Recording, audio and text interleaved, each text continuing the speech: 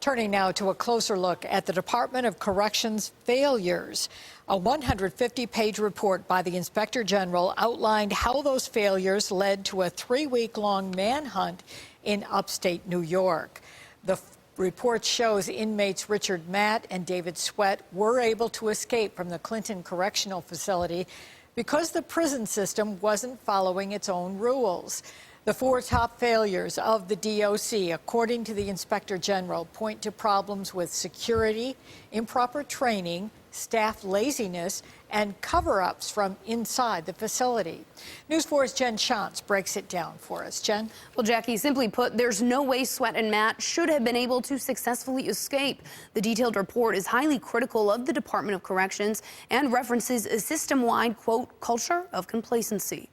1 year after Richard Matt was shot and killed by police and David Sweat was captured, the state is pointing the finger at corrections, detailing how its failure led to the manhunt. Inspector General Catherine Leahy Scott published a 150-page report on the escape.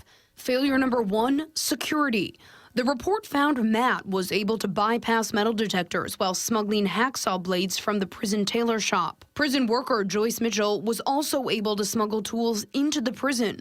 Employees reported their bags rarely being searched. Western Region VP for the CO's Union, Joe Miano, says low staffing is partly to blame for security lapses.